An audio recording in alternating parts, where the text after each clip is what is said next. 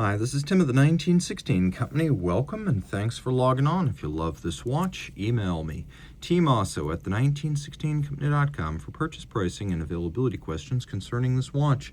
And this watch was part of a trio of U.S. Market Limited and Market Editions launched in 2023.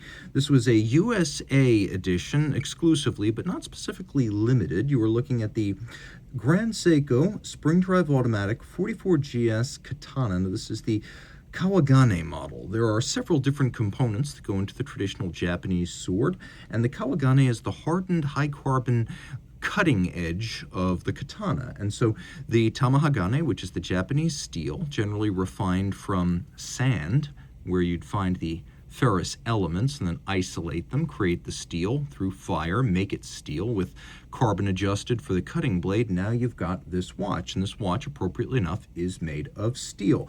Not Japanese sword steel, but it is decorated artisanally, and we'll get to that in a moment.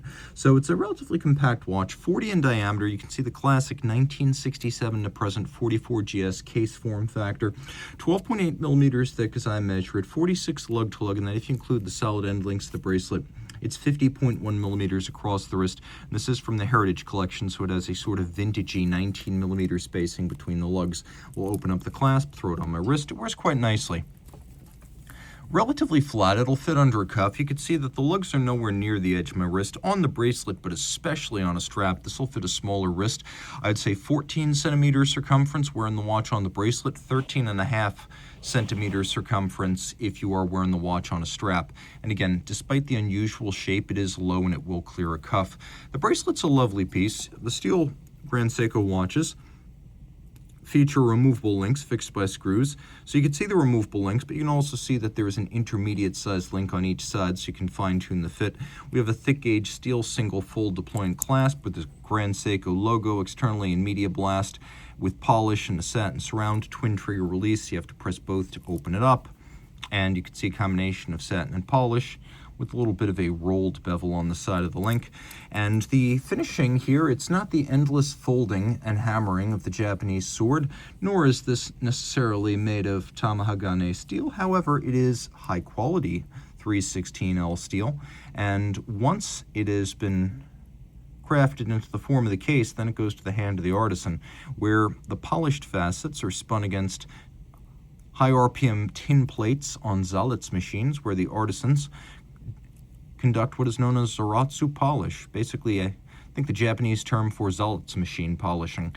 But it's a process that takes 3 years to perfectly master, and it creates what the Swiss would call poly noir, or black polish. So you can see how, from most angles, that facet only reflects black. That's why it's called black polish.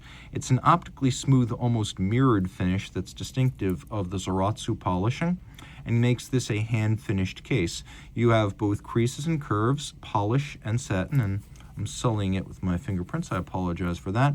Grand Seiko, one of the last mainstream luxury brands that still expects its clients to conduct a lot of strap and bracelet swapping, so they include strap tool holes in the lug profiles.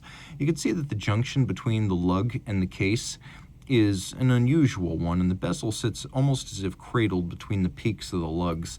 Taking a look at the crown, it has the Grand Seiko logo on a media blast base. It is a screw-down crown, and as you can see from the case back, though this is not a hardcore sports watch, it is a robustly water-resistant watch, 100 meters. The dial has no lume, which in my opinion makes it cleaner and better highlights the precise faceting of the dial furniture. Taking a look at the hands, the logo, the frame for the date, and the indices, you can see that these are someone's full-time gig at Grand Seiko, where the parts are cut, polished on micrometric diamond-tipped milling tools, and then placed and caulked by hand on the dial. Take a look at one of the indices. You can see mirror faceted with a unique striation on its top, and then the hands at center with razor-like outer facets and high polish, and then satin centers for contrast. A genuine gold polished lancet-style counterweighted second hand with a power reserve scale inspired by the Japanese fan with one small index, and then a faceted and differentially finished frame or aperture for the date. Now, you'll probably notice that there is no tick or tock to this movement.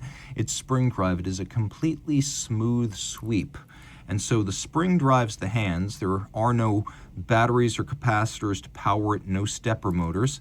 We do have stop seconds, so you can set it against a reference time, and a quick set system, so you can rapidly set the date. And there is a power reserve indicator to trace the 72-hour 3-day power reserve. But the smooth sweep of that seconds hand corresponds to a movement that's accurate to 15 seconds plus or minus per month. And you can see this being a Grand Seiko right there on the dial, caliber 9R65. In fact, you could see it on the case back under a ghosted vintage Grand Seiko Lion that's just barely tangible.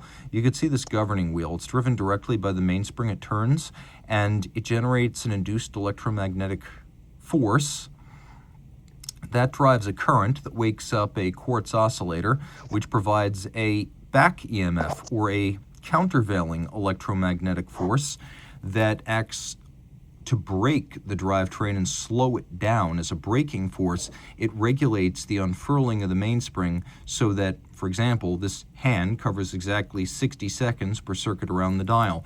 So it is pure mechanical drive, and there's a lot of watchmaking in here. Watchmaker assembled, regulated, 30 joules to be properly set and lubricated. And when the time comes, watchmaker serviced, a movement for the life of the watch and the life of the owner, possibly beyond.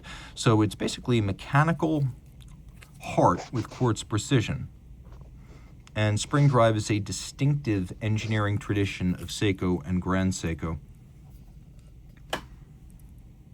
And these are all made in the Shinshu watch studio. So Awate and Morioka make all of the mechanical Grand Seiko watches. And then up in Shiojiri, you have the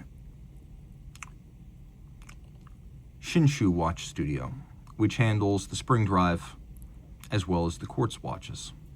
And it is a very, very impressive machine. So if you love this watch and the unique traditions behind it, both swordsmithing and spring drive, reach out to Team Mosso at the 1916company.com for purchase and pricing details.